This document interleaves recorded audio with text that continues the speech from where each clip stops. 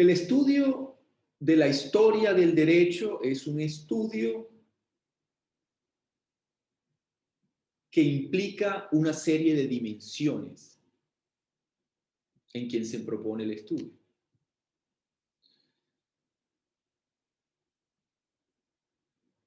Existen dimensiones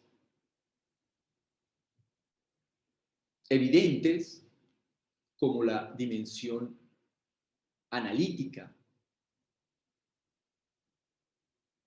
donde yo encuentro conceptos, categorías para definir y observar los fenómenos históricos, los fenómenos sociales, los fenómenos jurídicos. Junto a esta dimensión analítica, que es la que podemos evidenciar cuando utilizamos la palabra arconte como aquella palabra con la cual los antiguos atenienses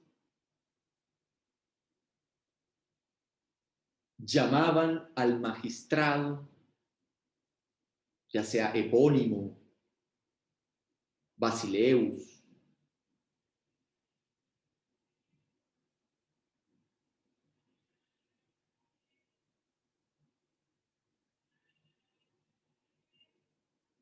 o los tesmotetas, los 6 tesmotetas, que luego pasarán a ser 7 con un secretario.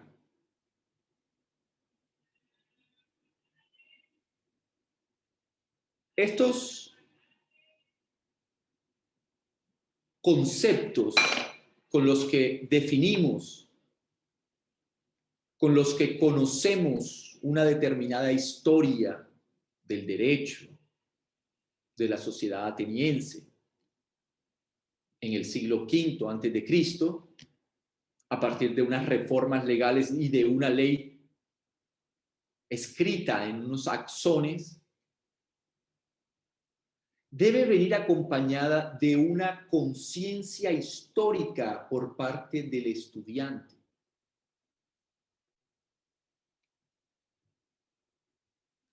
La conciencia histórica no es simplemente el conocimiento el conocimiento y reconocimiento del momento histórico en el que se da el fenómeno que está estudiando.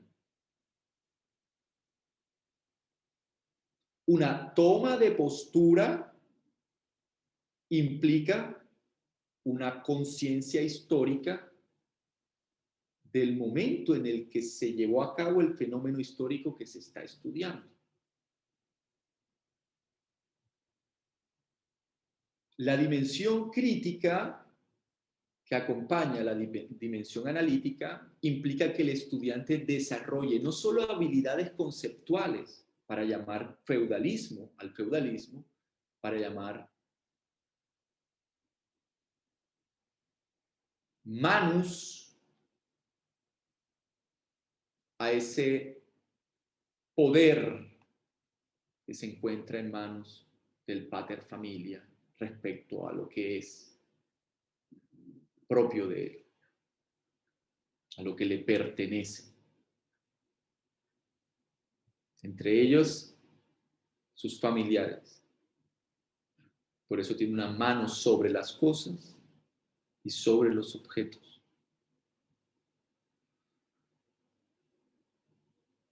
Esa dimensión crítica debe llevar a identificar los anacronismos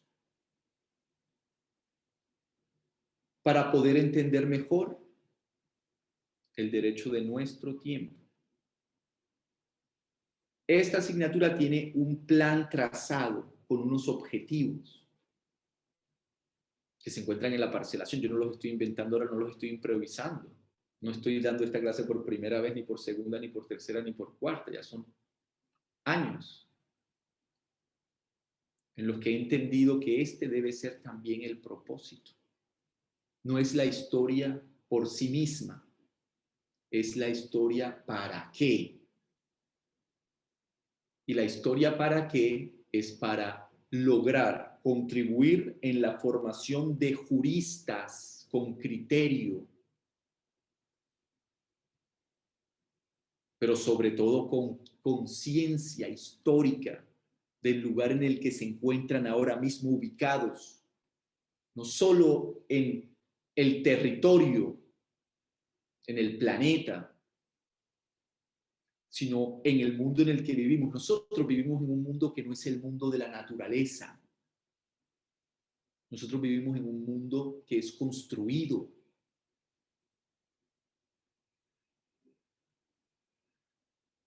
Eso es lo que llamamos historia. Lo otro es evolución. La historia está dentro de un sentido humano de la conciencia.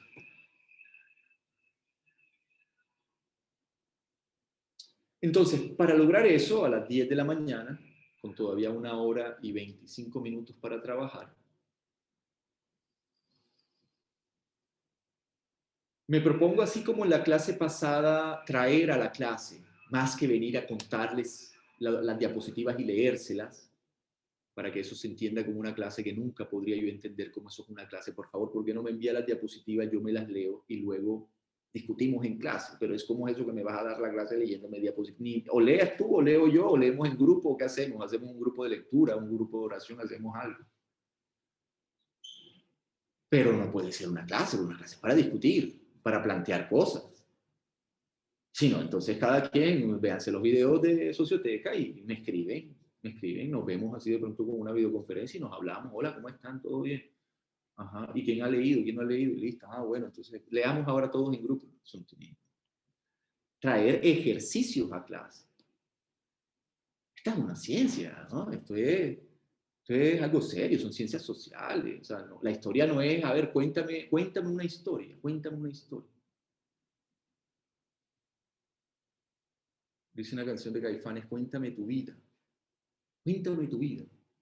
No, al contrario, nos proponemos algo más serio ahora que estamos en mitad del semestre y que han cambiado, digamos, la modalidad de lo presencial. Ustedes se han dado cuenta en las clases en las que estábamos en el salón. Me interesaba siempre más lo polémico, ¿no? Me interesaba más lo que nos llevaba a trabajar sobre presupuestos, o sea, sobre que ya usted había leído, que usted ya... Yo ayer les compartí una carpeta. Quiero que la revisemos juntos aquí en el contenido de la asignatura. La carpeta se llama material complementario. ¿Dónde está ubicado? Está en contenido. Ahí aparece en contenido Mesopotamia, Grecia, Roma. Vamos a Roma. Ah, bueno, antes yo que estoy ya en la carpeta. Dice en contenido parcelación. Ahí está lo que estamos hablando ahora. Lecturas. Las lecturas que desde comienzo de semestre hacen parte de las distintas partes del primera parte, segunda parte, tercera parte, cuarta parte, que coinciden con las que están en la parcelación. Por Dios, esto está organizado, esto está bien hecho. Y luego un material complementario donde aparece ahí sí Mesopotamia, Grecia, Roma. Y yo iré agregando a medida que vayamos dando las clases, viendo qué podría interesarles a partir de las preguntas que ustedes hacen o a medida en el sentido el sentido que lleva este semestre, que particularmente me agradan por el hecho de sentir que estamos logrando algo en esa dirección sobre la escritura de la ley, sobre la esclavitud, porque vamos a hablar intensamente de la esclavitud romana, la vamos a analizar desde la parte más dogmática del derecho romano con Eugène Petit, hasta la parte más real con las historias que nos puede contar algún gran historiador romano de los tantos que acá tengo y que puedo compartirles. Ya uno de estos días les muestro bien acá cómo es el tamaño de esto, pero digamos que no hay paredes en mi casa, sino solamente librerías y luego unos instrumentos acá, una batería y demás, en fin. Solo para que sepan que una de las ventajas que vamos a tener es que vamos a poder disfrutar de muchos recursos bibliográficos en medio de la clase. Yo aquí tengo una montaña de libros, tengo las 12 tablas acá abiertas. Bueno, voy a apurarme porque si no, no vamos a avanzar. Entonces, acá en esta carpeta de Roma, ustedes la abren y ¿qué van a encontrar? Van a encontrar diapositivas Roma. la abrimos y ahí en las diapositivas Roma va a encontrar algunas diapositivas en las que resume. Por ejemplo, comienza con la... ¿Están haciendo el ejercicio conmigo o no lo están haciendo? Se quedaron dormidos, yo no sé. Hola. Se le fue el internet. Hans, ¿estás ahí? Hola. Aquí están, profe. Aquí estamos, profesor. No se rían, bueno. Profe, tranquilo. Listo, no, ustedes no se imaginan lo que es hablarle a una pantalla y no sentir que nada pasa. Bueno, en fin. Estoy haciendo el ejercicio de revisarlos con ustedes para que desde ahora sepan qué material van a utilizar para responder el segundo parcial. Miren, el segundo parcial, las respuestas están aquí en el material complementario que yo les di. Así va a ser el segundo parcial. ¿Por qué? Porque me siento satisfecho si ustedes, así sea, profe, pero con todo abierto y escribo lo que está ahí. Si usted lo escribe, está por lo menos leyéndolo y me aseguro de que sabe algo que le estoy preguntando, y que usted en ese momento tenga conocimiento de eso y ya luego tome conciencia de eso al entenderlo en medio de un engranaje mayor que es la historia del derecho occidental, ya eso es otra cosa. Entonces, ¿qué tienen allí? Tienen a Aldo Schiavone, lo que hablábamos sobre el jurista, sobre, en fin, ahí vienen algunas diapositivas que resumen un poco lo que les explicaba sobre este derecho romano arcaico, y que la clase pasada ya vimos cómo había cierta problemática si por derecho romano arcaico entiendo sociedades que tienen escritura, porque desde el punto de vista antropológico y sociológico, pues esa denominación de arcaico se coloca para sociedades arcaicas, que son aquellas tribales que no tienen escrituras, porque son ágrafas. Entonces, eso trae como un inconveniente, y sobre todo también pensar en términos de Estado. Olvidé decirles que ese autor, Pedro Rivas, José Rivas, tiene un texto que se llama El origen del Estado en Roma.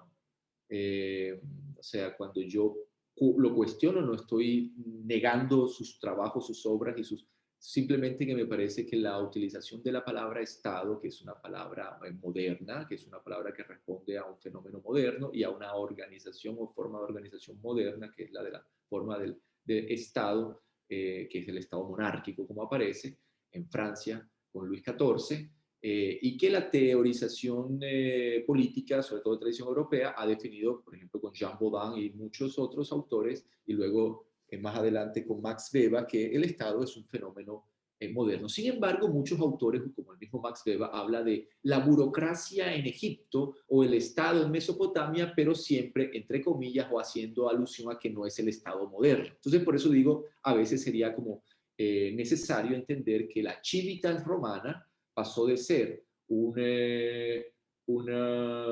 asentamiento organizado en el que se tiende a centralizar el poder, que antes tenían 3 tribus de forma autónoma, se juntan para organizarse ahora a nivel de la ciudad, con todo lo que eso implica, y luego llegar a esta, digamos, postulación de una organización, de una sociedad que tiene unas nuevas organizaciones que van a ser ahora la monarquía, pero la monarquía de un rey que está... Recuerden que en Grecia hablábamos de un primus inter pares, o sea, uno que es rey entre reyes, o sea, no es tanto, ¿ah? Hay otros que son reyes ahí que simplemente le están dando ahora la oportunidad de llevar la batuta con respecto a decisiones como la guerra y demás, y sería como la Troya de la época de la guerra de Troya, ¿no?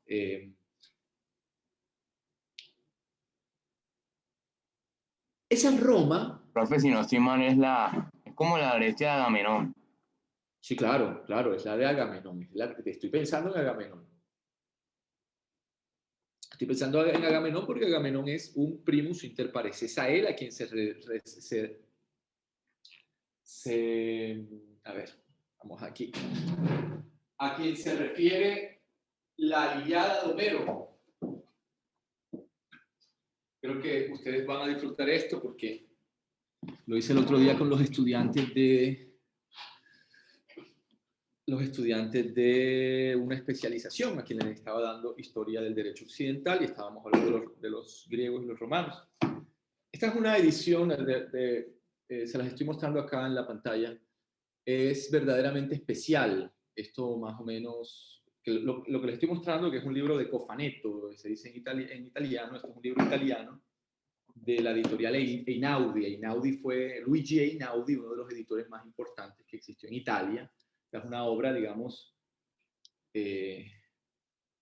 única. Los italianos son especialistas, las editoriales italianas son especialistas en este tipo de obras maestras, ¿no? Que son considero obras maestras estos textos impresos. Quien piense que el libro impreso va a desaparecer, pues yo lo condeno, porque este es un ejercicio que no podemos poner a depender en la energía eléctrica, en la electricidad, el futuro de la humanidad, porque el futuro de la humanidad es el conocimiento escrito. Nosotros somos una sociedad con escritura, y cada vez que en la sociedad con escritura se perdió la escritura, se llegaron a los momentos llamados como siglos oscuros. El derecho se hizo vulgar, y eso va a pasar cuando estudiemos en la Edad Media los siglos oscuros, y que también ocurrieron precisamente después de la guerra de Troya en Grecia entre los siglos 11, 10 y 9. No se sabe nada de esos siglos porque se le conoce como los siglos oscuros. De hecho, hay un historiador, les digo enseguida el dato, este historiador que se llama Peter James, tiene esta obra que se llama Siglos de Oscuridad, desafío a la cronología tradicional del mundo antiguo. Este texto se pregunta, ¿cómo explicar la desaparición de la escritura en Grecia a finales de la Edad del Bronce y su reaparición 300 años después? Lo que él pretende plantear es que esos siglos oscuros no existieron. Que en realidad, él dice, el confuso periodo comprendido entre los años 1150 y 750 a.C., la llamada Edad Oscura, que siguió a la caída de Troya y de la civilización micénica, simplemente no existió, o en cualquier caso no duró más de 2 generaciones. Así, el colapso de las grandes civilizaciones del Bronce final no se produjo hacia el 1200, sino en el 950. Lo que explicaría, entre otras cosas, que Homero pudiera describir con tanta minuciosidad, lucidez y detalle el aspecto de las murallas de Troya o los acontecimientos de aquella epopeya, lo cual sería propio de alguien que escuchó el relato de los propios supervivientes o de sus hijos. Es una tesis muy interesante, y lo que plantea es, en otras palabras, que no estaría la guerra de Troya ubicada en el 1200, sino en el 900. Y como Homero vivió en el 750, más o menos, o sea, en el siglo VIII, a mediados del siglo VIII, parece ser, aunque no sabemos realmente si existió, si fue una mujer, si fue un grupo de personas, no hay, digamos, certeza total, pero digamos que se atribuye a un tal Homero de un cierto aspecto físico, estas obras, la Ilíada y la Odisea, y son epopeyas extensas, y el planteamiento que hace el grupo de colaboradores de Peter James es que resulta que nunca existieron esos siglos oscuros, que esos 300 años no existieron. Solo lo digo es para que vean la importancia de la escritura. Si desaparece la escritura, los textos escritos, y ponemos a depender eso en vías digitales que necesitan electricidad, una crisis energética nos podría dejar en la total ignorancia. Necesitaríamos 2 generaciones suficientes para olvidarlo todo. No sabríamos hacer muchísimas cosas que sabemos hacer, y sobre todo olvidaríamos quiénes somos, porque esto es parte de lo que somos, o constantemente nos lo recuerda. Entonces yo les quería mostrar esta preciosa edición, en el que, a ver, yo se los contaba, por ejemplo, ustedes encuentran aquí el texto en griego antiguo, espero que lo estén logrando ver, observar, y el texto traducido en italiano, o sea, porque es un libro italiano, pero podía ser fácilmente traducido al castellano, en una edición que eso se llama texto griego al frente. O sea que usted va leyendo un libro en griego o en latín, y frente tiene la traducción, y fíjense que está enumerado, aparecen los números, solo que son muy chiquitos, pero ahí están enumerados como si fueran artículos de textos normativos, para que cada verso usted lo vaya buscando y trate de encontrar qué es lo que está diciendo en griego. El libro además viene con imágenes, unas imágenes de alta calidad, de ánforas.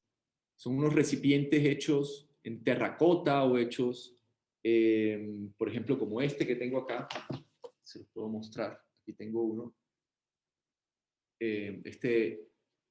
A ver, les tapo aquí. ¿Quién creen que es? A ver, está clarito, ¿ah? ¿Quién creen que es este? Sócrates. Muy bien, ¿quién lo dijo? Yo. Yo sé que pero yo no estoy viendo quiénes están. Cari. Sí, déjame ver yo quién es yo. A ver, eso está como el que contesta el teléfono y dice yo aquí, ¿quién allá? Bueno, ustedes no conocen lo que es eso porque nunca han llamado a un teléfono fijo, pero digo, en la época en la que existían teléfonos fijos y la gente los utilizaba, uno llamaba y contestaba a cualquier persona. No es un teléfono celular en el que cuando uno le contesta uno ya sabe quién llama y quién contesta, sino que resulta que te podía contestar cualquier persona. Entonces contestaban y decían yo aquí, ¿quién allá? Es como que yo aquí, ¿quién es yo? Como que yo soy yo. Profe, ¿todavía se usan los teléfonos fijos? ¿Dónde? Aquí en mi casa Yo tengo tengo en teléfono. mi casa. Yo también tengo, profesor. Sí, bueno. No. En fin, yo tuve de los que uno giraba una perilla y esperaba que le diera tono. O sea, primero uno levantaba y esperaba que... en fin, ¿dónde quiero ir? Quiero ir que en esa Ilíada, que aprovechaba para mostrarles esta edición, esto se llama Cofaneto, ¿no? Y Cofaneto porque viene en esta cajita y se guarda y es una edición, digamos, muy especial. Que hacen de estas obras, y esto es para protegerlos precisamente de esto, del polvo, que es peligroso tener polvos en los libros porque los daña, les salen hongos y cosas, entonces hay que cuidarlos mucho, porque como les digo, si ese libro desaparece de la Tierra, del planeta Tierra, y nos quedamos en una crisis, que de pronto no podemos conseguir más energía o sencillamente pasa algo con nuestros aparatos, nosotros quedaríamos en la ruina porque no hemos desarrollado, no somos una sociedad oral, de tradición oral, que tiene algunos personajes que pueden retener información, como por ejemplo la epopeya de la Ilíada, y la pueda recitar en una plaza pública. No tenemos a esos rapsodas, no tenemos a estos trágicos de las tragedias atenienses como para que no los recuerden, porque ya nosotros dependemos de unos medios en los que almacenamos esa información, y nuestra memoria está en capacidades distintas, no menores, sino distintas, porque claro, perdemos en retención, pero ganamos en complejidad. Entonces podemos ser mucho más críticos que los de una sociedad que no tiene, porque podemos, por ejemplo, ya lo sabemos, reformar nuestras leyes o interpretar nuestras leyes, que son dos elementos propios de la escritura de la ley o de las consecuencias de la escritura de la ley. Bien.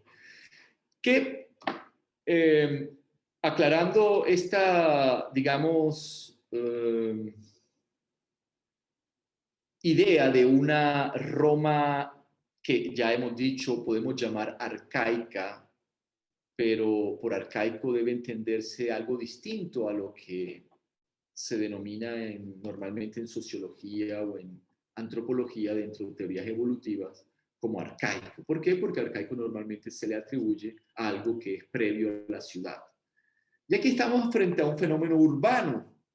Esta es una ciudad en la que cada una de esas tribus trae unas ciertas tecnologías, unas ciertas formas políticas, y aquí ya debemos pensar en una sociedad conformada por 3 tribus que se están uniendo, y además un grupo de personas que son producto de familias que no pudieron mantener religiones domésticas, de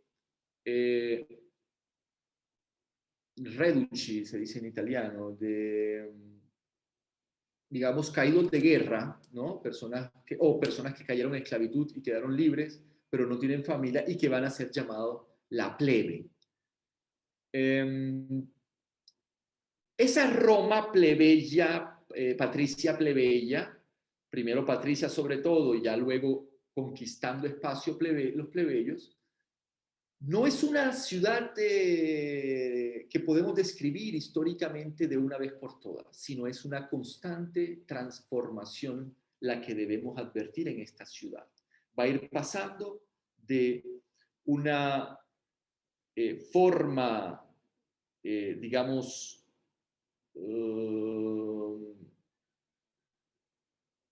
en cierta forma arcaica, por eso se utiliza la expresión para señalar ciertos orígenes de la ciudad en la que arquitectónicamente no podríamos pensar en la Roma imperial, no podríamos sino advertir una forma monárquica de gobierno que va a intentar dar un paso, o sea, a ese rey se le va a intentar poner unos límites a través de una Roma republicana, entendida ya a partir del protagonismo de un senado, junto a un emperador al que se puede nombrar para ciertos casos de orden interno a la ciudad o de orden externo con respecto a las luchas que se van a hacer, sobre todo después, para conquistar pueblos bárbaros en el imperio.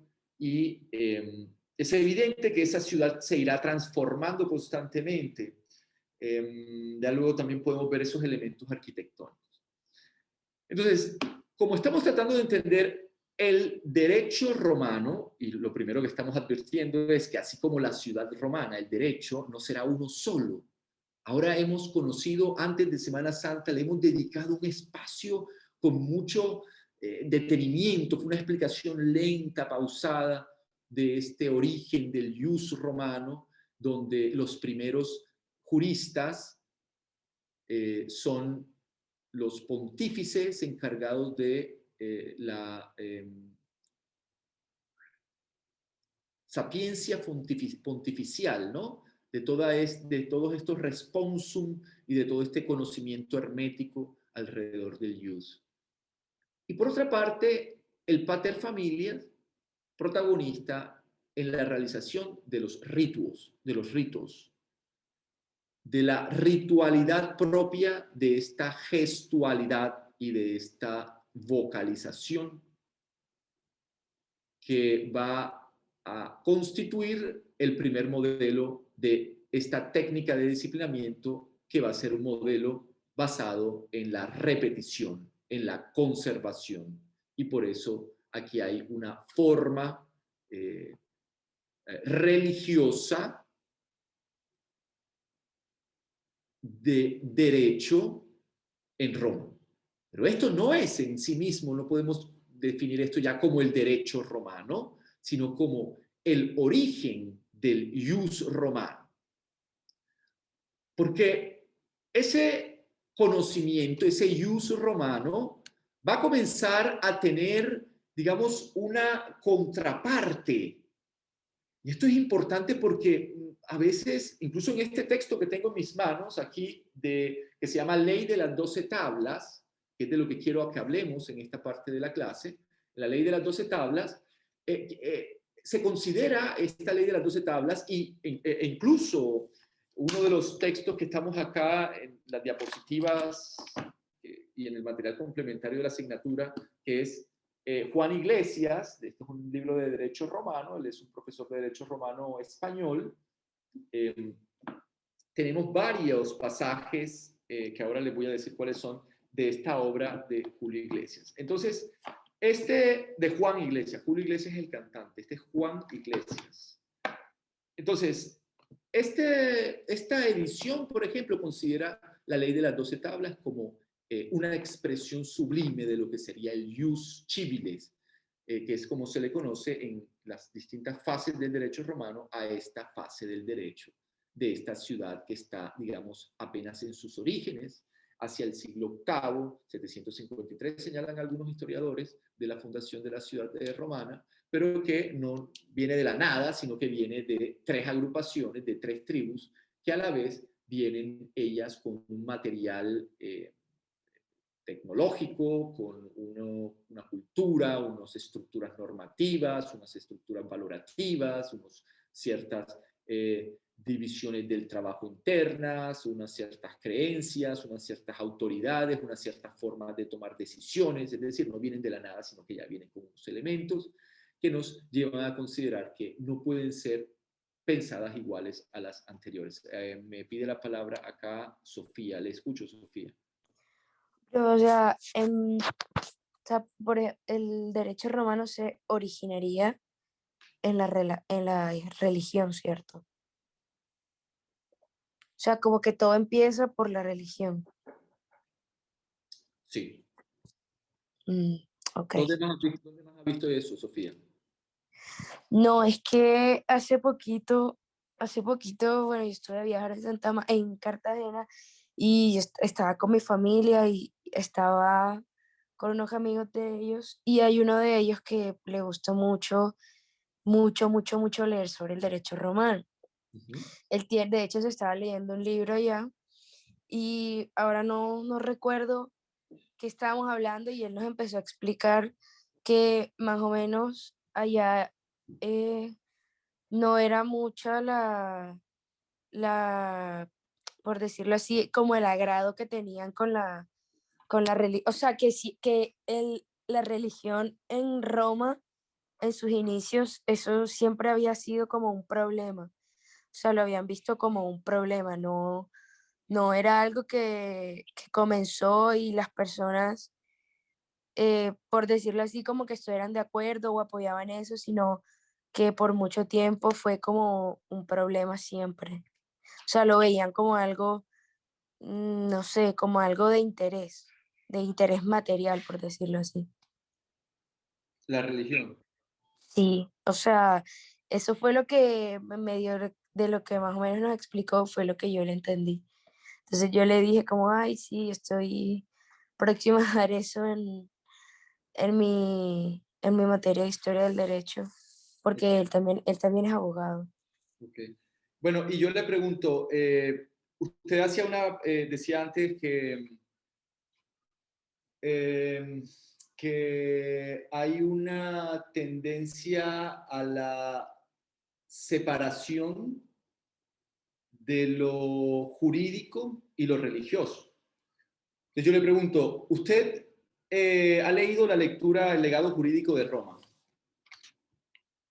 No, profe, no la he leído. Bueno, entonces aprovecho para el curso y para usted. Mire, en el legado jurídico de Roma, la lectura que corresponde a esta parte de la asignatura, acompañada del material complementario de Roma, que todo ese material lo vamos a trabajar, ya sea en el examen, ya sea en clase. El autor en repetidas ocasiones insiste en que lo que hace especial al derecho romano es esa separación que va a sufrir de la religión. Así que no entendí bien qué es lo que planteaba la persona que le estaba hablando, pero lo que sí le puedo decir es que en Roma se da una separación del derecho de la religión. Por eso es tan importante reconocer el origen religioso del derecho romano. Porque si usted desconoce ese origen religioso, no solo del derecho romano, sino del derecho también de las comunidades indoeuropeas, porque es que recuerde que esos romanos vienen ya, esos que van a fundar Roma, vienen ya compartiendo la religión doméstica de donde provienen las instituciones jurídicas como el matrimonio, la familia, la adopción, la emancipación, la propiedad. Profe, yo le hago una pregunta. ¿Sí? O sea, o sea, más o menos esa separación que se da entre la parte jurídica y la religión, debo suponer que es por problemas, ¿cierto? Obvio que son por problemas, sí, claro que son por problemas. Usted piensa en la separación que se da entre derecho y moral en la sociedad moderna. Sí, Esa es una separación que nunca se logra del todo, siempre quedan sí, tensiones. exacto.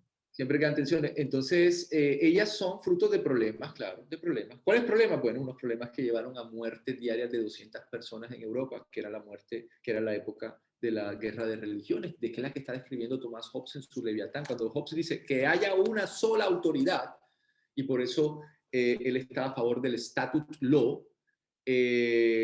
Contrario a él estaba Sir Edward Coke, un teórico del derecho del common law, del derecho común. Entonces él estaba a favor más bien del derecho común, que es un conjunto de derechos mezclados.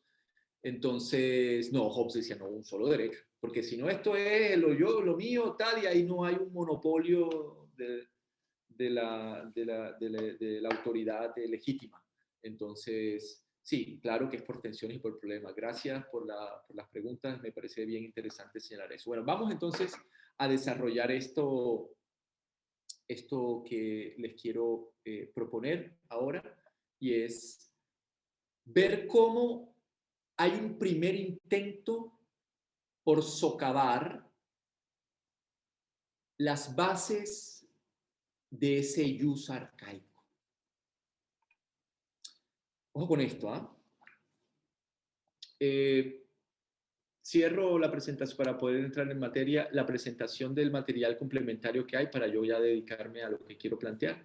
Entonces, tienen ustedes allí estas diapositivas donde está qué es el responsum, qué es este derecho arcaico, y ya luego hay un salto hacia, ahí está, por ejemplo, en una diapositiva aparece cómo se ha periodizado el derecho romano, cómo normalmente se ha estudiado. Yo traigo algunos ejemplos, por ejemplo, el alemán Wolfgang Kunkel, un profesor de derecho romano, tiene su obra Römische Rechtsgeschichte, eine Einführung, o sea, Historia del Derecho Romano, una introducción. Esa obra, por ejemplo, incluye una periodización en el estudio del derecho romano de 3 épocas. Hablan de una Roma arcaica, por eso es que se suele usar esta palabra, pero repito, ya saben que ahí existen unos problemas que fueron los que atendimos la clase pasada al estudiar el trabajo de José Rivas Alba. Una época arcaica, una época imperial y una época tardía. Una periodización ya en cuatro fases es la que encontramos en el francés Eugène Petit, en su obra Tratado Elemental de Derecho Romano, y de donde vamos a estudiar el tema de la esclavitud en Roma, que se entendía por libres y esclavos. Él lo divide en 4 periodos distintos a los 3 periodos que tiene Kunkel, solo por traer unos ejemplos. Y luego está el ejemplo de Juan Iglesias, para tener un alemán, un francés, un español. Este autor, un poco más parecido a Kunkel, habla también de 3 fases, la del Jus Civili, la del Jus Gentium, del imperio, y la del derecho heleno-romano, romeo-bizantino. Bien, de ese texto de Juan Iglesias, yo les he compartido, y ahí lo ven en las diapositivas, son un resumen de un texto que les he compartido en el material complementario, que se llama Fases, que es el siguiente, el que está debajo de las diapositivas Roma. Dice Fases de desarrollo del derecho romano. Yo les tengo que pedir un favor, o sea, vamos a concentrarnos en lo que les estoy explicando, porque si luego me lo van a escribir en un correo, de pronto les contesto el correo 1 o 2 semanas después. Es como porque esto ya es lo que estamos trabajando en la clase. O sea, esto es lo que ustedes tienen que ir preparando para cada clase y es lo que va a ser evaluado en el segundo parcial. Y este material necesito que lo tengan presentes para dar la clase, o sea, ya sea en línea o ya sea que lo hayan leído preparado. Ideal es que lo hayan preparado antes, ¿de acuerdo? O sea, para la clase del martes, yo quiero que vayan preparando este material, lo vayan revisando, lo vayan leyendo. Entonces, en este de fases del derecho, de desarrollo del derecho romano, eso que está ahí, esas fases que va a describirnos Juan Iglesias, estoy abriéndolas, aquí está. Estas fases son unas 4 o 5 páginas, ¿no? Y luego, en la página 5,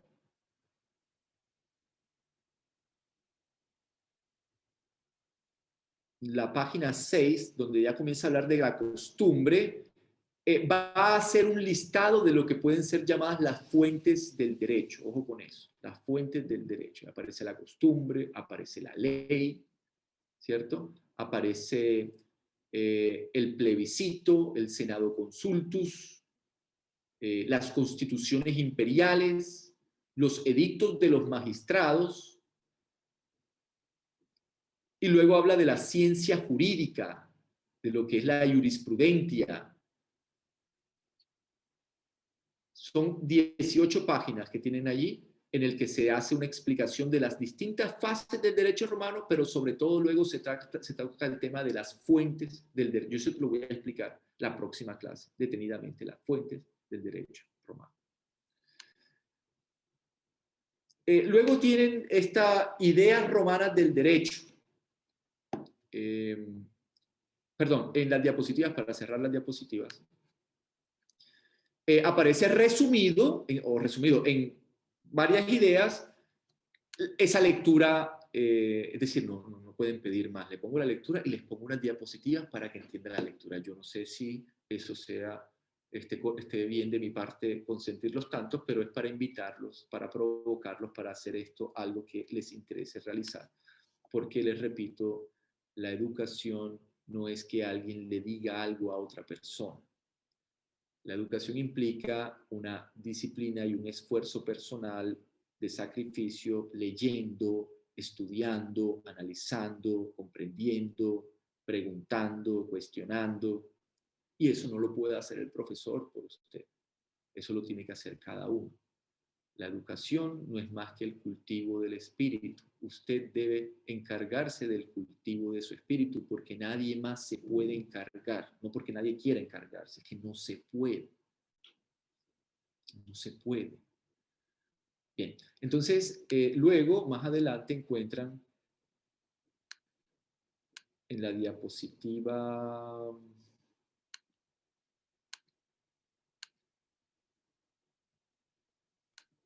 En la última diapositiva, en la 18, encuentran ideas romanas del derecho, equitas, justitia, jurisprudentia, jus civile, jus gentium, jus naturale.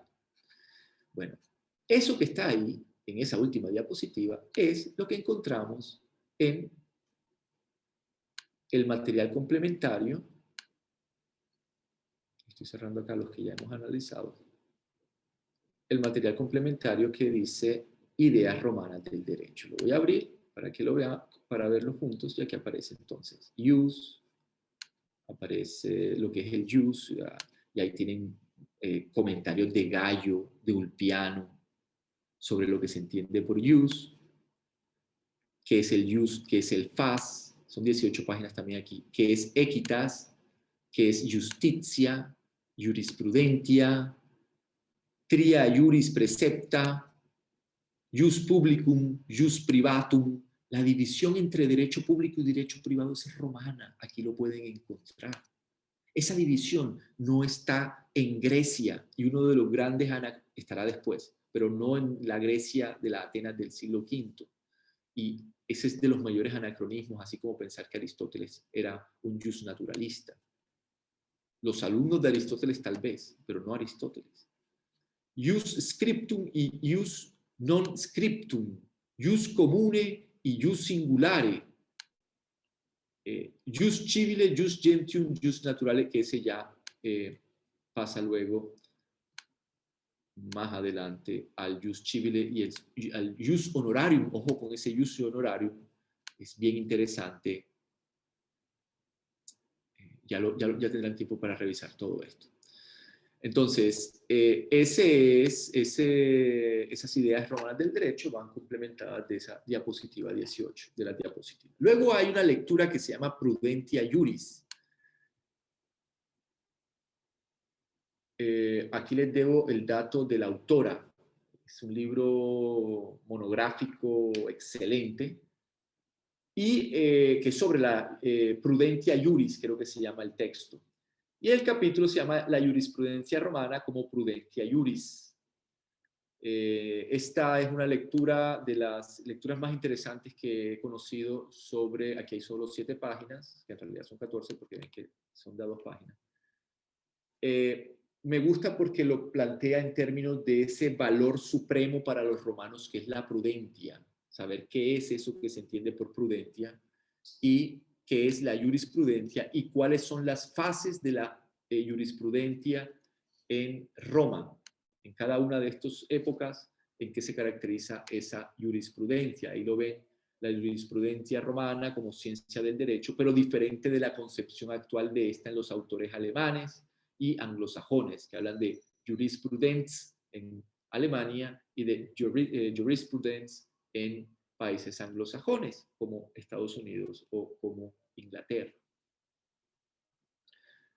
Esta lectura bien interesante y es una de las preguntas que va a haber en el parcial, obviamente. Hay que llegar a fondo con este tema de la jurisprudencia. Luego está un texto que dice Periodos Jurisprudencia Romana. Y aquí aparecen citas de libros como por ejemplo este de La ciencia del derecho según opinión unánime. Esto es Fritz Schulz, una autoridad en este tema y del que nos cita la lectura de Javier Paricio. Para quien preguntaba antes, le decía yo que la lectura de Javier Paricio se plantea esa separación de la religión del derecho romano. Y eso lo vamos a hablar cuando hablemos, eso lo vamos a ver cuando hablemos de las fuentes del derecho romano la próxima clase. Aquí están los esclavos y libres, la lectura que les decía de Petit, lo pueden ustedes ver también.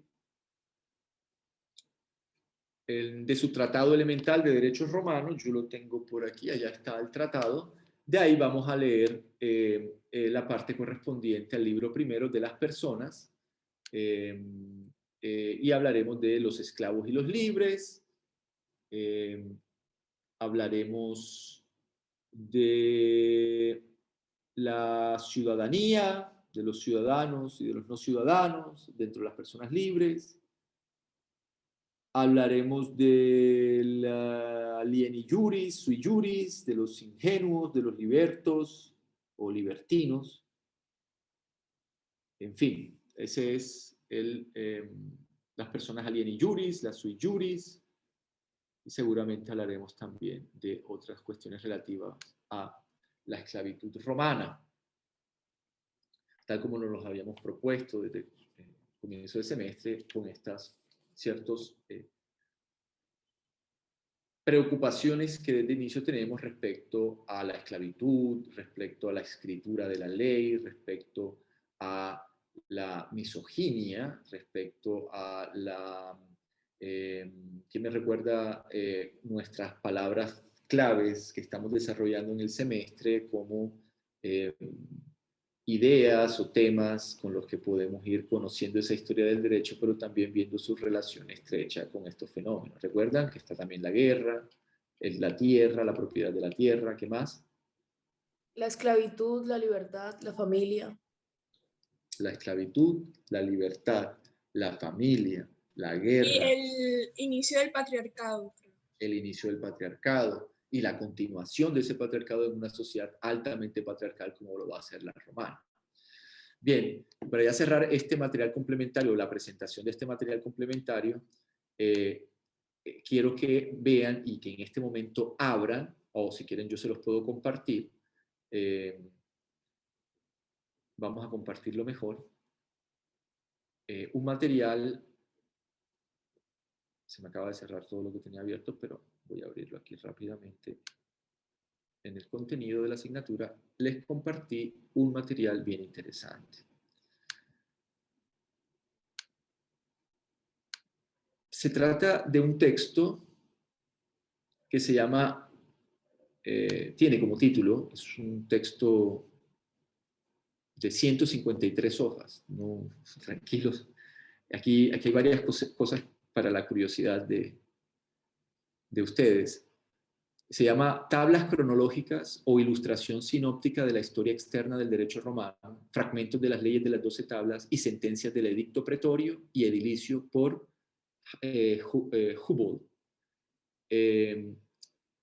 Este texto viene hoja por hoja, ustedes lo pueden ir leyendo con toda la comodidad, pero también en el índice pueden encontrar una forma de saltar a las páginas. Hay unas tablas cronológicas, yo quiero compartírselos.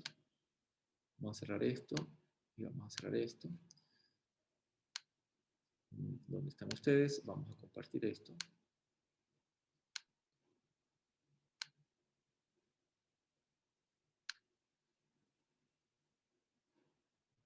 Vamos a quitar el video.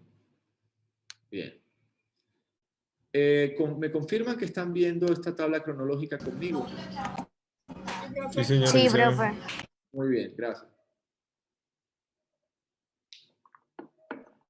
Bien, lo que quiero mostrarles es que ustedes aquí cuentan con el material complementario y este archivo que se llama tabla cronológica, es como se llama este texto, incluye estas tablas cronológicas sobre los reyes, sucesos y la situación política en cada época. Miren acá 753, que es la fecha que normalmente se usa. Y les recomiendo mucho, acá está, van desarrollándose por los años, ¿cierto? Fuentes del derecho, acá se va hablando de cuáles son las fuentes del derecho, ¿cierto? O sea, se lee así, miren, 416, fuentes del derecho, jurisprudencia, se va leyendo así, completo los dos. Y luego de esta tabla cronológica, emperadores, sucesos y situación política, ¿no? Se van ubicando ustedes en cada momento.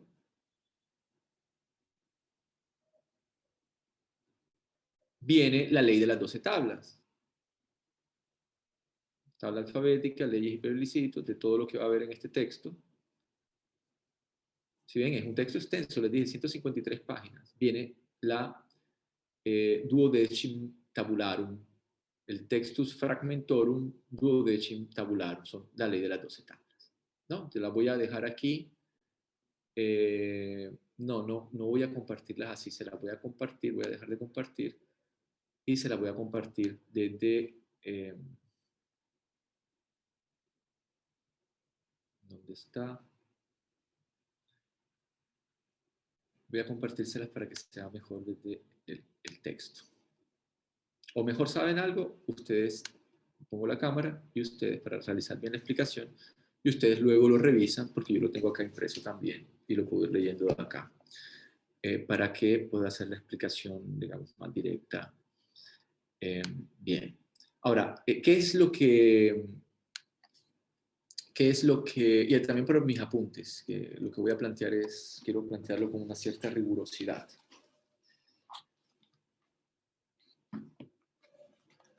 Nosotros hemos, con este material complementario, creo que es suficiente, por lo menos en el contexto de esta asignatura, que trabajemos el derecho romano, más allá de mucho otro material que podemos incluir, como por ejemplo la obra Derecho Penal Romano de Theodor Mommsen, que si nos da tiempo también les comentaré algo sobre el derecho romano, penal romano. Sería bien interesante porque podemos conocer los castigos de los romanos. Entre ellos está la crucifixión, que es el castigo que va a recibir en este proceso romano, por cierto. Yo dije el proceso a Jesús, pero el proceso a Jesús tiene dos jurisdicciones. La jurisdicción hebrea y la jurisdicción romana. Así que atención con eso. Y por cierto también, para crear ya la polémica desde ahora, se ha intentado plantear en diversas ocasiones que ese fue un juicio ilegítimo y que hubo violaciones claras al procedimiento. Tanto en la legislación hebrea como en la legislación romana se cumplieron los elementos para llevar a cabo el juicio. Así que ojo con eso, que los especialistas han comenzado a advertir esta situación. Se trata de dos juicios que fueron legales. Pero ustedes tendrán ya el segundo parcial para definir eso. O por lo menos para conocer y plantear su opinión al respecto.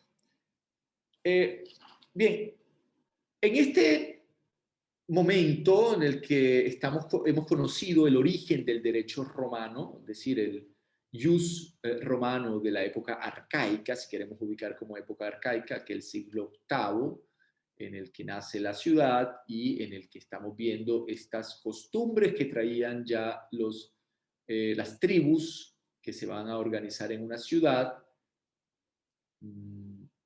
Vamos a encontrar unos 4 siglos después, hacia el 450, en medio de unas tensiones fuertes tensiones entre los patricios y los plebeyos. Voy a permitirme apoyarme en la obra de La ciudad antigua de Fusté de Terán, que es una obra que hemos venido leyendo en el marco de la asignatura, sobre todo cuando estábamos conociendo la historia, sobre todo las creencias en la vida después de la muerte bajo tierra, la vida bajo tierra después de la muerte, las creencias de las poblaciones indoeuropeas, luego asentadas en Italia y Grecia. Esa serie de creencias respecto a una vida bajo tierra después de la muerte, dentro de una serie de religiones domésticas. En ese texto, sobre todo una parte en la que no estudiamos porque el texto nos ayudó o nos apoyamos en él para el desarrollo de las primeras partes del texto, pero hay un pasaje de esta obra que es el libro cuarto, que se llama Las Revoluciones, y es cuando se explica quiénes son los patricios, los clientes, los plebeyos, y a esto los remito, a que vayan a este libro, para el tema de quiénes son los plebeyos o qué se puede entender por plebeyos, aunque ya el mismo Fusté de Coulanges reconoce que la plebe originaria, la más antigua, es difícil de identificar, pero lo que sí hace con mucho detenimiento es explicar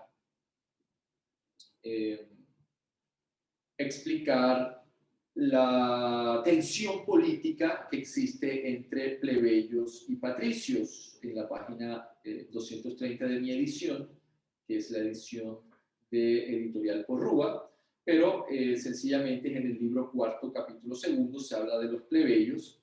Dice, solamente para que tengan una idea más o menos de la tensión que existe, dice, es necesario indicar ahora otro elemento de población que estaba por debajo de los mismos clientes. Recuerden que en la escala de las clases sociales de Roma estamos hablando que está el pater familia arriba, luego están las ramas segundonas protagonizadas por el primogénito, las mujeres, ya sean hijas o esposa o madre, luego estaban los esclavos, ¿cierto? Que hacen parte de la familia, y por debajo estaban los clientes. Por debajo de los clientes estaba la plebe. Esa es más o menos como la organización, y ustedes se dan cuenta que entonces el núcleo de esta organización o de esta estratificación viene dado a partir de la familia. Una familia que además es agnaticia y no cognaticia, sino agnaticia. Es decir, sus vínculos están basados en la agnación, es decir, en la pertenencia o no a la religión de ese pater familias. Que la pertenencia a la religión es determinante para el parentesco romano y no la sangre o el vínculo de naturaleza, de la naturaleza. Entonces dice, la plebe se hizo en Roma más numerosa que en cualquier otra ciudad. Por ejemplo, Tito Livio dice sobre los clientes, uno de los historiadores más importantes de Roma: la plebe no quiso tomar parte en la elección de los cónsules fueron pues electos por los patricios y sus clientes. La plebe se quejó de que los patricios tuviesen demasiada influencia en los comicios gracias a los sufragios de los clientes. Otro de los historiadores, Dionisio de Halicarnaso, dice: la plebe salió de Roma y se retiró al Monte Sacro. Los patricios se quedaron solos con sus clientes en la ciudad. Más adelante dice: la plebe descontenta se negó a alistarse, los patricios tomaron las armas con sus clientes e hicieron la guerra. Esta plebe, bien separada de los clientes, agrega Fusté de Coulanges en su obra La ciudad antigua, repito, el libro cuarto, capítulo segundo, los plebeyos, dice: esta plebe, bien separada de los clientes, no formaba parte de lo que se llamaba el pueblo romano, al menos durante los primeros siglos. En una antigua fórmula de oración, que aún se repetía en tiempos de las guerras púnicas, se imploraba a los dioses que fuesen propicios al pueblo y a la plebe. La plebe, pues, no figuraba al principio entre el pueblo constaba de los patricios y de sus clientes. La plebe estaba excluida. Entonces, más adelante, que es hacia el pasaje que los quiero llevar para entender por qué lo estoy citando, esta tensión política y social entre patricios y plebeyos, dice Fuster de Blanche, para los plebeyos no hay derechos políticos. Al principio no son ciudadanos y ninguno puede ser magistrado. Durante 2 siglos no hay en Roma otras asambleas que las de las curias, y en los 3 primeros siglos de Roma las curias solo comprenden a los patricios y sus clientes. La plebe ni siquiera entró en la composición del ejército mientras este estuvo distribuido por curias. Entonces, ¿qué llevó esto? Bueno, esto llevó a que hacia el siglo V, hacia el 450, se presentara un intento de socavar las bases de ese jus que hemos conocido. Esas fórmulas herméticas de ese responsum, bien, hubo un intento por socavar las bases de eso. ¿Y cuál fue ese intento? Fue una versión griega, una versión romana de ese nomos griego. ¿Cuál nomos griego? Ese nomos griego que había propuesto, aunque en ese momento no se hablara de nomos, sino de esa ley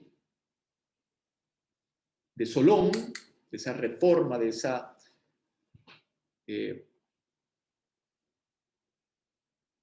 politeia atenaion, de esa regulación de la polis ateniense en la que consistió la reforma de Solón. Recuerden que Solón es en el 594-593 a.C., reforma las leyes dejadas por Dracón, leyes escritas dejadas por Dracón, severas, para un poco aliviar las tensiones políticas, económicas, sociales en las que se encontraba la Atenas del siglo VI.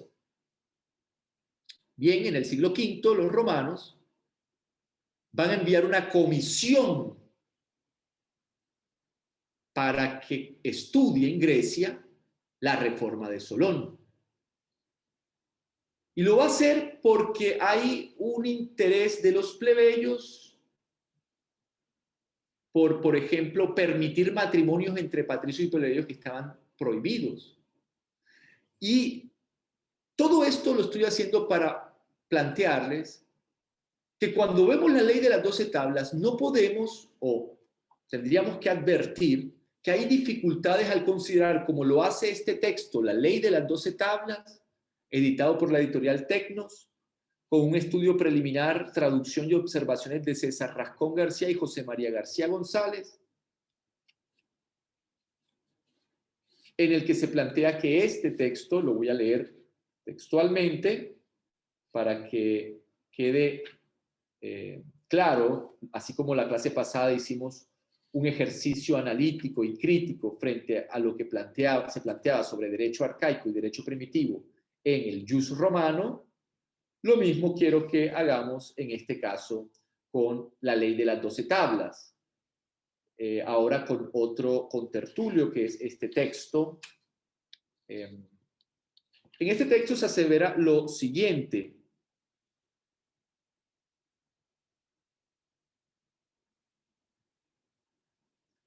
Dice, no, pero es que mejor dejemos esto para más adelante porque les revelo el secreto de lo que les quiero decir ahora y los quiero mantener en vilo para lo que les quiero plantear ahora. Pero digamos que en este texto se plantea que el derecho, que la ley de las 12 tablas es la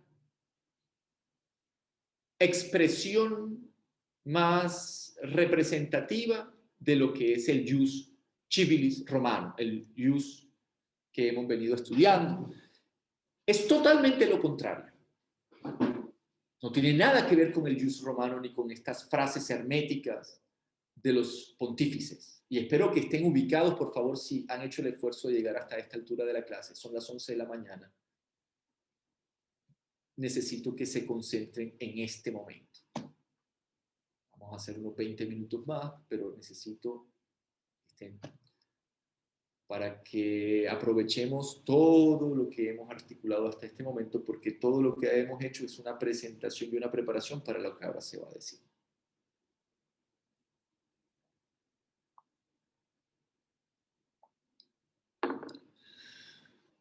De hecho, vamos a interrumpir ahora el video para hacer otro y saber que ahora viene el centro de lo que queremos decir.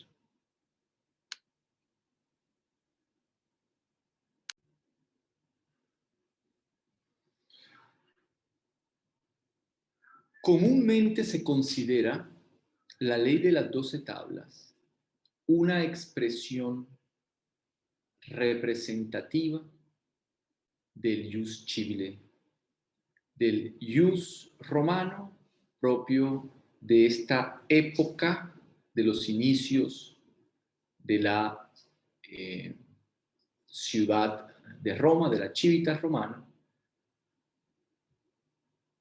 Y nosotros hoy vamos a tratar de introducir una idea, y es que en realidad la ley de las 12 tablas es más bien la expresión de lo que sería el nomos griego, y que esta ley de las 12 tablas incluso podría pensarse como contraria a ese responsum romano. Esa es la idea que queremos presentar el día de hoy. Cuando nosotros pensamos en el ius romano, hablamos de una técnica de disciplinamiento que parte de un conocimiento especializado que está en manos de unos pontífices. La ley de las 12 tablas intenta, nuevamente utilizo el mismo verbo, socavar las bases de ese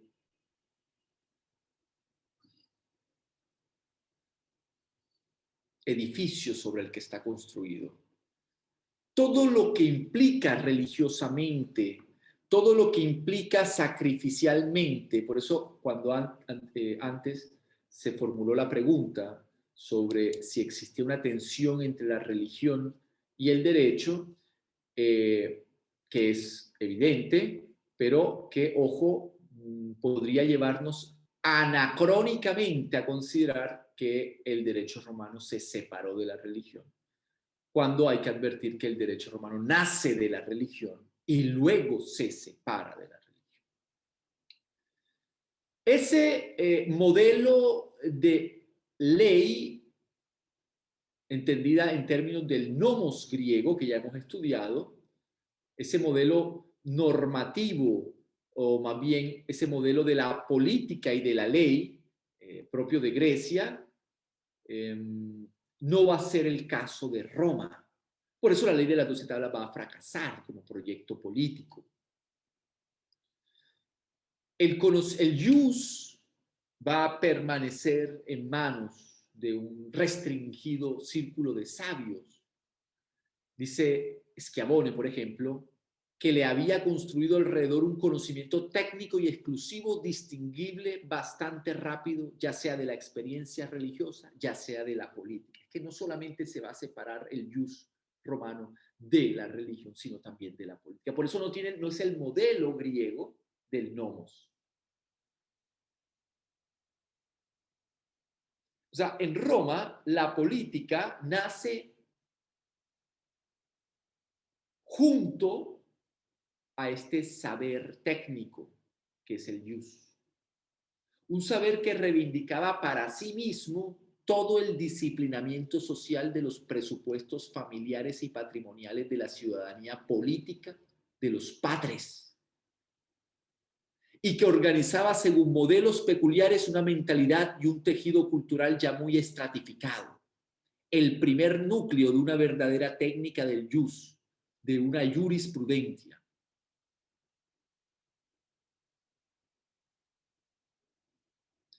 esta frase de Schiavone es, digamos, muy significativa, ¿no? Al menos desde el siglo VI antes de Cristo, la política griega habría sido inconcebible sin su filosofía. Bien, asimismo, Roma no habría podido sobrevivir sin su ius.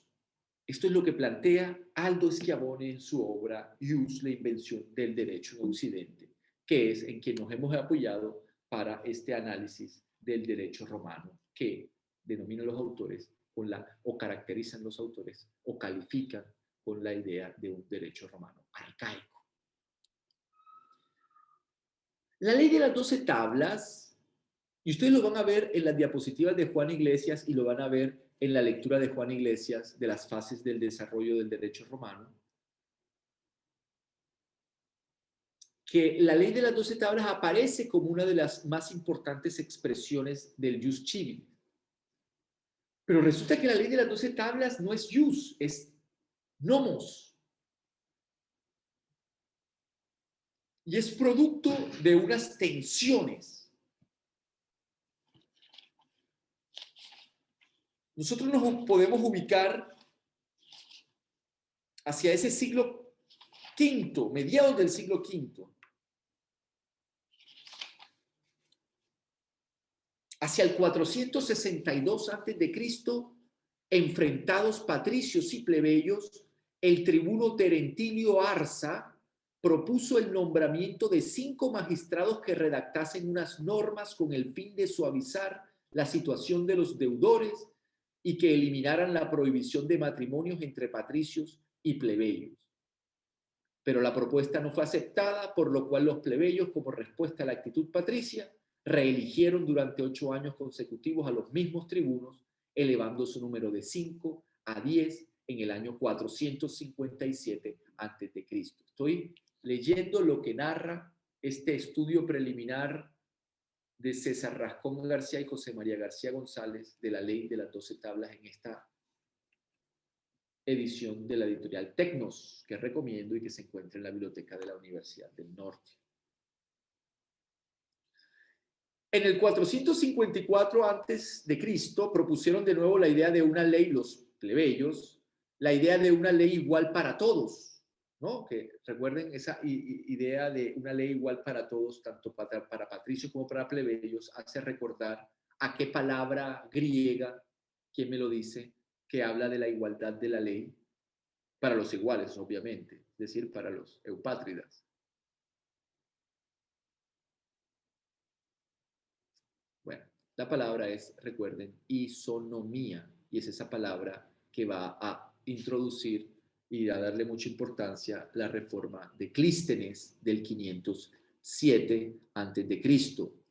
Pues claro, esa palabra fue primero en Grecia, pero luego acá ya tiene repercusiones en, miren la influencia que está teniendo estas reformas en Grecia sobre la ciudad romana, que envían, ahora van a ver cómo envían a un grupo que va a conformar un grupo legislativo para la redacción de estas tablas, que primero son 10 y luego son 12. Pero fíjense cómo entonces en el 454 se propuso de nuevo la idea de una ley igual para todos, que en esta ocasión sí fue aceptada, excepto que los plebeyos formaran parte de la comisión legislativa. Es decir, vamos a hacer eso, pero sin que los plebeyos hagan parte de la comisión legislativa. Vamos a hacer esa reforma. Se envió entonces una embajada a Grecia para que estudiase las leyes de aquel pueblo, a cuyo regreso se suspendieron las magistraturas ordinarias, tanto patricias como plebeyas, y se nombraron los decemviri legibus scribundis, presididos por Apio Claudio, los cuales gobernaron satisfactoriamente durante un año y presentaron 10 tablas para su aprobación en los comicios. Por cierto, en el material complementario de la asignatura que se encuentra en el contenido del catálogo web,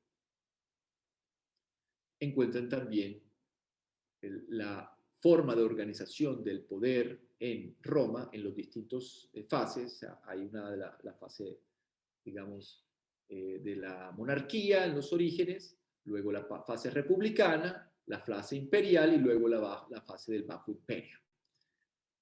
Allí pueden entender un poco mejor cómo estaba organizada estas magistraturas y sobre todo estos comicios y estas organizaciones tanto patricias como plebeyas, porque estaban los tribunos de la plebe, que eran, digamos, estaban inicialmente separadas totalmente de la vida civil de los patricios. Como a continuación vamos a ver, estas tensiones llevan a que se tenga que ceder y se envía entonces a esta comisión para que estudie las reformas que ha hecho Solón, por ejemplo, en Grecia, en Atenas en particular. Al terminar el mandato, los decemviros, con el pretexto de que aún faltaban 2 tablas por redactar, hicieron que se nombrase un nuevo decemvirato, del que formaron parte algunos de los que integraron el primero y 3 plebeyos. El segundo decemvirato gobernó despóticamente y redactó 2 tablas que resultaron ser inicuas para la plebe por una razón muy sencilla, ya que incluían nuevamente lo que era una de las pretensiones de reformar o de reforma que tenían los plebeyos, y era la posibilidad de casarse o el matrimonio entre patricios y plebeyos, ya que en estas 2 tablas adicionales se incluyó la prohibición del matrimonio entre patricios y plebeyos. A estos acontecimientos ha de añadirse el episodio de Virginia, plebeya a la que un cliente de Apio Claudio trataba de poner a disposición de éste, a la cual dio muerte su padre para evitar la deshonra. Los sucesos culminaron en una revuelta que tuvo lugar el 449 a.C., durante la que fueron derrocados los decemviros, restaurándose el consulado. Este fue un segundo amanecer de la libertad, ponen los autores. A los 2 primeros cónsules se les atribuyó una ley Valeria Horatia que reconocía a los tribunos de la plebe, declarando inviolable su persona. Estos cónsules grabaron en bronce las 12 tablas, las cuales se convirtieron en un hito histórico de tal importancia que, como recuerda Cicerón, los niños las tenían que aprender de memoria en la escuela. Bien. Entonces, ¿a dónde quiero llevar la reflexión? ¿Hacia dónde quiero ir? Así como hicimos en la clase pasada, haciendo este intento por hacer un poco más pedagógica la clase, más que ir recorriendo fases, ir explicando el material que ustedes van a consultar y pasando diapositivas, que no me parece que sea como el objetivo que pueda tener o el método que pueda tener un profesor para explicar un tema.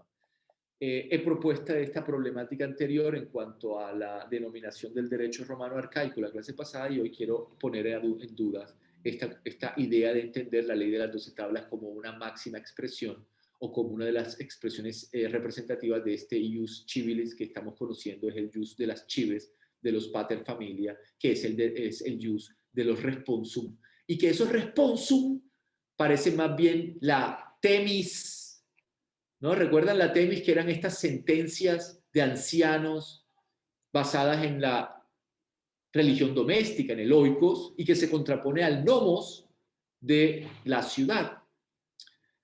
Bien, y ya con esto vamos a ir cerrando. Entonces, lo que se esconde detrás de esta ley de las 12 tablas que ustedes tienen ya compartida en el material complementario, en el texto que les estaba compartiendo, en la pantalla, cuando dice la pantalla compartida, y ustedes vieron que tienen un texto donde está la ley de las 12 tablas. Entonces, detrás de esta novedad de la ley de las 12 tablas hacia mediados del siglo V en Roma, se encontraba la presión de los plebeyos. O sea, detrás de esta novedad estaba la presión de los plebeyos, la presión para permitir que el matrimonio entre patricios y plebeyos, y también que un derecho o una legislación que fuera más igual para todos, porque hay una serie, ustedes lo han visto, no tienen participación política, en fin, es un tema de marginalidad y exclusión en Roma. Lo que se quería sobre todo, atención con esto, era romper del modo más contundente el eje a lo largo del cual hasta entonces se había construido toda forma de regulación de la vida social de la ciudad. Es decir, esta ley de las 12 tablas es más bien una expresión del nomos griego que una expresión del ius romano. Porque lo que se quería era atacar al ius romano, atacar a ese saber pontificial, atacar a la autoridad de los pontífices, atacar los ritus, los ritos en los que estaba basado ese ius. El responsum de los pontífices recuerda un poco más a esos orígenes gentilicios de la ciudad, basados en una figura intrínsecamente aristocrática. Y lo que se buscaba era sustituirla, como se hizo en Grecia, por nomos. Acá lo que quería era sustituirse ese ius por la lex, una lex orientada a la isonomía y a una participación de todos, es decir, de algo un poco más democrático.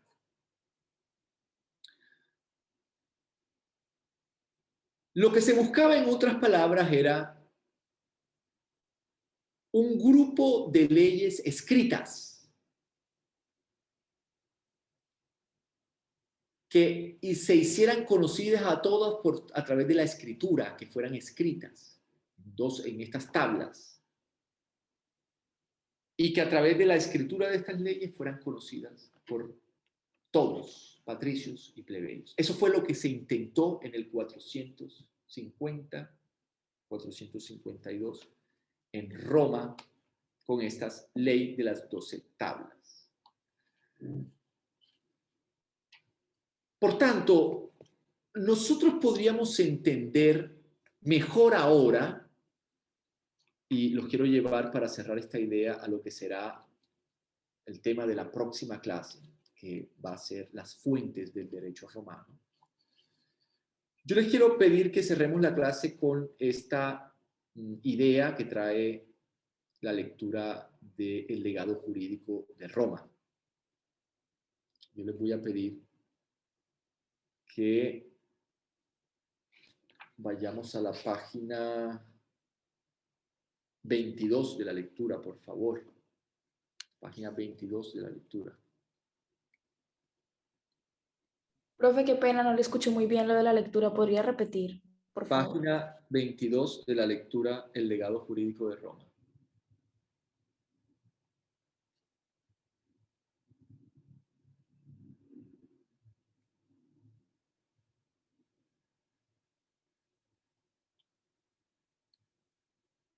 ¿Ya estamos todos ahí? Bien, si no, lo buscamos después. Pero esto es algo que quiero dejar claro. Repito, en esta lectura, el legado jurídico de Roma, pueden encontrar esa idea que ya antes ha propuesto una compañera acá en el salón de clase, una estudiante. Nos ha dicho que ha conversado el fin de semana o la semana pasada con alguien sobre esa separación que hay entre religión y derecho en Roma, y que yo advertía que es correcto, pero que, ojo, se podría pensar que el derecho nació de esa separación cuando el derecho nació siendo un desarrollo de la religión, ¿de acuerdo? Sí, o sea, es como decir que a lo largo del tiempo fue que se dio la separación. Sí, y que esa separación, Exacto. tal como usted insinuó, fue producto de unos problemas internos. Sí, exacto. Bien, entonces, para cerrar, lo que quiero hacer es lo siguiente. En esta lectura, El legado jurídico de Roma, el autor, Javier Paricio, nos plantea una idea que quiero dejar abierta para la próxima clase, que hablemos de las fuentes del derecho. Nosotros vamos a encontrar que una de las fuentes formales del derecho romano es la ley. Pero se equivoca usted si piensa que el derecho romano está basado en la ley, está basado en las 12 tablas, por ejemplo. No. Javier Paricio cita una frase famosa del historiador del derecho romano alemán, Fritz Schulz. La frase que viene en la página 4 de la obra de Schulz, Prinzipien des römischen Rechts, Principios del Derecho Romano, dice así, en alemán dice, das Volk des Rechts ist nicht das Volk des Gesetzes. Entonces, Volk es pueblo, Recht es derecho, Gesetze es ley, legislación, artículo. Entonces dice, el Roma, dice Rome, dice en realidad no dice Home, dice das Volk des Recht ist nicht das Volk des Gesetzes, lo que está diciendo exactamente es el pueblo del derecho no es el pueblo de la ley. Pero él lo traduce así, Roma, que es el pueblo del derecho, no es el pueblo de la ley. Entonces, ojo con esta idea, porque alguien puede decir, o sea, ¿cómo que allá no había leyes? No, no, sí hay leyes, pero esa idea que tenemos nosotros comúnmente de diferenciar la tradición del jus civilis de la tradición del common law, diciendo que el jus civilis es, o del derecho romano, es la tradición del derecho de la ley, y la otra es la tradición de la jurisprudencia. Entonces, un momento, porque si fuera así, en realidad la tradición de la jurisprudencia, la jurisprudencia, es romana. Y por cierto, nosotros aquí en la asignatura vamos a revisar, a conocer más adelante, con unas lecturas de Guillermo Margadán sobre la Edad Media, que los romanos llegaron a Inglaterra. En Inglaterra estuvo el derecho romano, Alfredo el Grande. Solo que después va a haber una serie de transformaciones dentro del derecho, dentro de su evolución interna, que van a llevar a este sistema más casuístico.